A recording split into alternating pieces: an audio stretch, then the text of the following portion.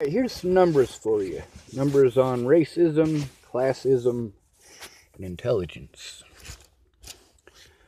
Alright, so when I was a kid, they found out that I have a very high IQ. That's intelligence quotient.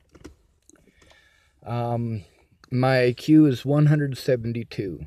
Statistically, there are only 204 people in the United States with my intelligence quotient. The first time I took it, I got a 172.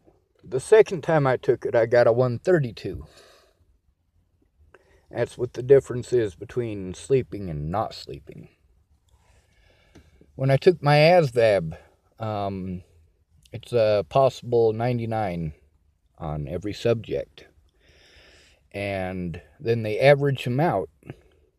At 84, you are eligible for every job in the military, including being a nuclear technician.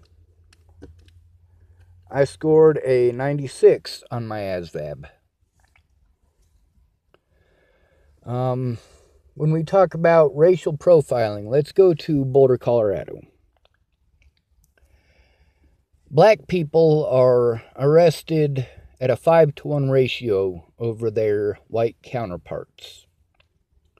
Homeless people are arrested at 346-to-1 ratio over their housed counterparts. Most of those black people in the Boulder County Jail are homeless. Most of them are homeless. Most of them were victimized for being homeless. Most of them were harassed for being homeless. Most of them go in repeatedly for being homeless. I've had people call me racist. I've had people call me sexist. Really, I'm neither. I mean, to some degree, I'm racist. I'm not a big fan of white people or the white mentality. But I try to give everyone a chance.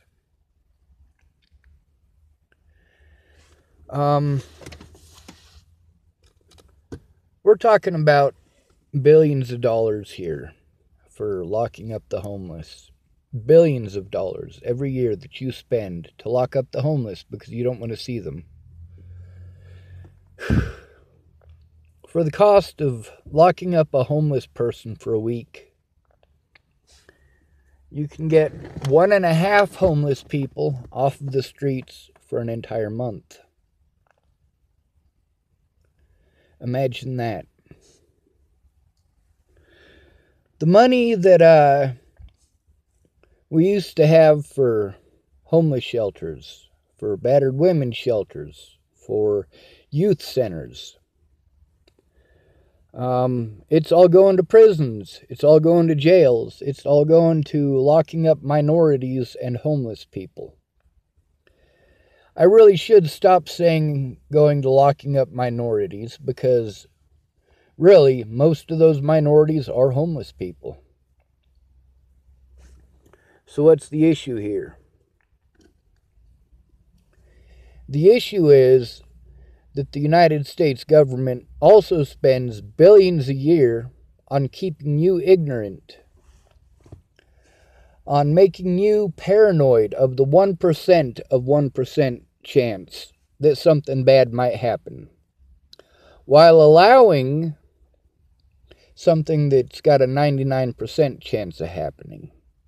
Because you're not paranoid of that 99% chance. That's not in the forefront of your mind. That's not kept on the news. What's kept on the news is the shit that makes you paranoid and keeps you that way. A lot of people keep sending me stuff that they think is going to help me. Really, it's just junk. It's junk to keep people paranoid. And they look at it and they go, oh, I got to send this to Sean. No, you fucking don't.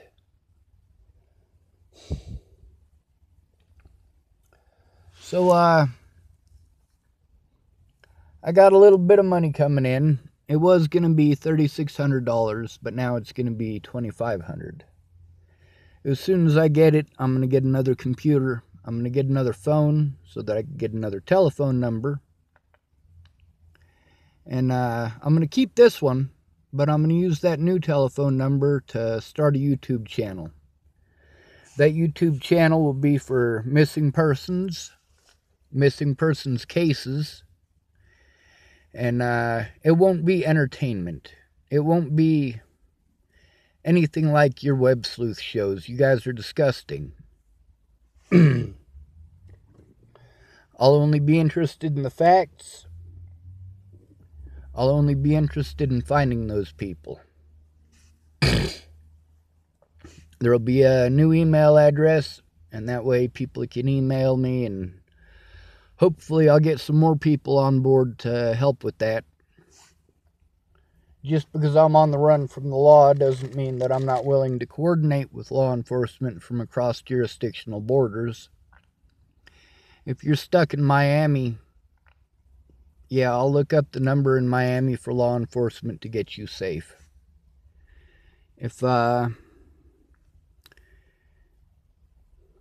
If you're afraid to call them yourself, or you need it documented because you have issues, it'll be documented. It'll also be public so that people know your story. If you're a lost or missing youth, I will do my best to try to find you a safe place without the law enforcement getting involved. However, that'll probably require me calling certain services in your area that are more than likely going to call the police just because it's their protocol.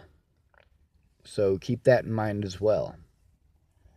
As far as racism goes, yeah, I get to see racism all the time. I keep pretty close tabs on it because racism ties in closely with homelessness. The same things that the police do to minorities, they do to the homeless people, except 10 times as much. Sorry, not 10 times as much. 346 times as much. They also do it a lot meaner. They're a lot more harsh about it. Now we gotta pay attention to our terminology too. Because if you don't pay attention to the terminology being used, you may very well have a bias against somebody who doesn't deserve it. The term mentally ill, replace that with mentally disabled. Now you've got a different story altogether. When the police do fucked up shit to a mentally disabled person, people go, hey man, that's fucked up. The police shouldn't have fucking done that to that mentally disabled person, but you say mentally ill. Man, that guy is fucking nuttier than squirrel turds. He was probably going to go out and fucking shoot somebody. It's a good thing that the cops were there to stop him. It's because you're a fucking idiot. Now, Mike Boudet, I've been told that's not how his name is pronounced. I don't give a fuck how it's pronounced. It's spelled B-O-U-D-E-T. Boudet. Boudet.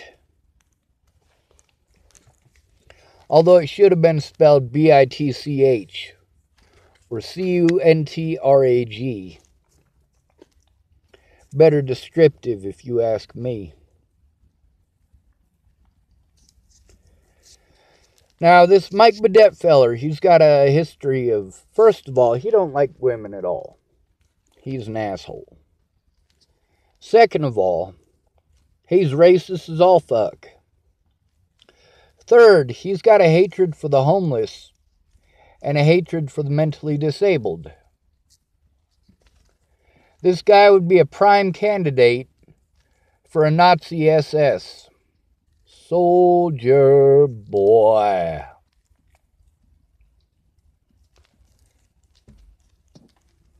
I don't care who's pissed off at me. I don't. Matter of fact, these bitches who said that they were going to kill me, I've been waiting on them to do so. I've been at this here Starbucks waiting for one of them bastards to show up for quite a while now. To put me in the ground like Tim Beeson claimed. I'm not in the ground yet, Tim. I still speak the names of the Bollingers. Alicia, Ted. Those are the important two right there. If Alicia hadn't been busy playing victim to hide her heroin habit, just like her sister, things could have been a lot different. Her sister might even still be alive.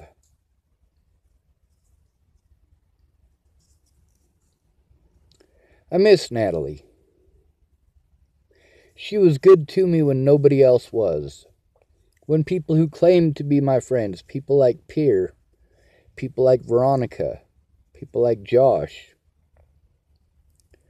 when those people threw me away because I was no longer useful to them, Natalie came to my rescue.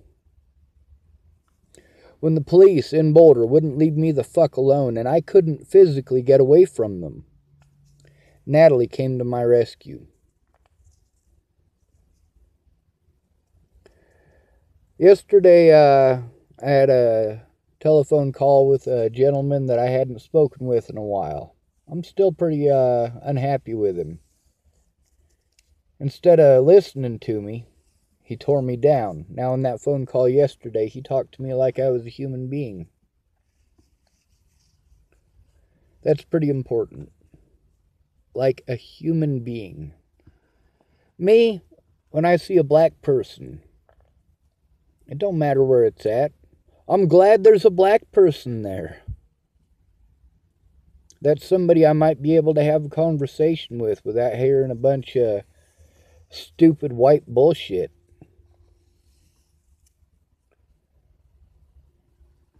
See, that's the major issue that we're dealing with. People want to judge situations they've never been in. There's a lot of white people who have never been racially profiled or profiled for being broke. So they don't know what it's all about. They just assume that the cops must be right. They ain't.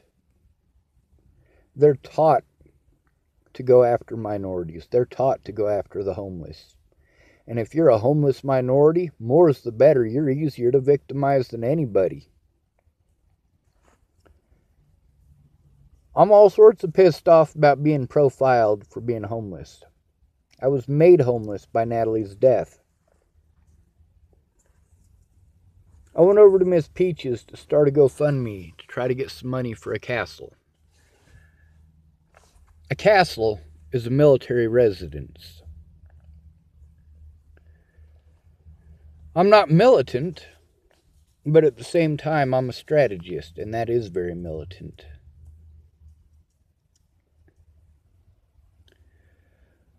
This whole time, the Bollingers had a lot of help from a lot of people who hated me. They had a lot of help in preventing me from showing evidence, in preventing me from speaking with my loved ones, preventing me from seeing my loved ones.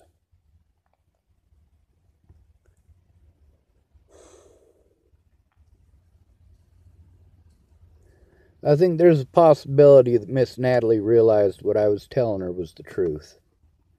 And that had a major bearing on her decision to have Joseph Lopez blow her head off. When I was in Virginia, Natalie and Alicia were fighting over a boy. I don't know who that boy was, but I shouldn't have been caught in the middle of it. I was there to see a friend.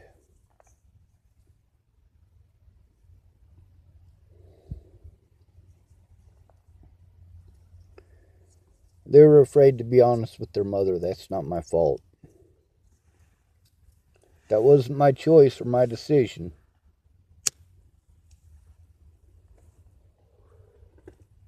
Even after Natalie was disappeared, I wasn't interested in harming her. I was interested in finding her. I couldn't get people to leave me alone. I was trying to do what it is that the police had asked from the place that they had asked me to go to. And I was kind of hoping when I got there that there might be one or two people willing to walk with me and work with me. Nope. Turns out they're all a bunch of bitches.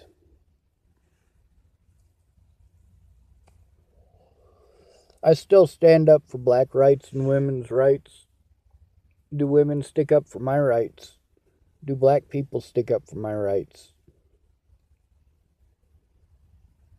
It's a good question. If they do, I want to see it. I don't want to read pretty fucking words from you. I want to see you in action, doing something about this very situation so that it doesn't happen to others.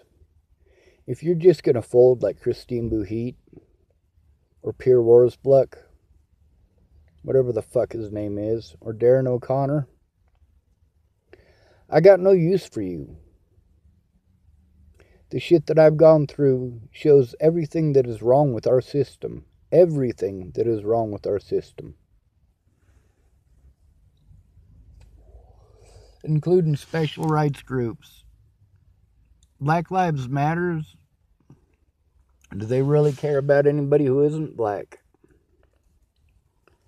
Are they going to stand up for you if you're Latina? I didn't see Black Lives Matter out there holding a sign for Michelle Rodriguez. But you know who did? Sammy Leon Lawrence IV. That's a hero right there.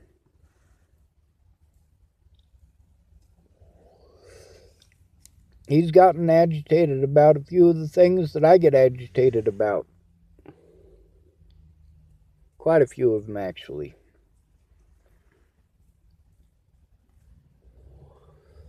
There's got to be a safe way to get people to a safe place without being victimized by law enforcement. Bad laws.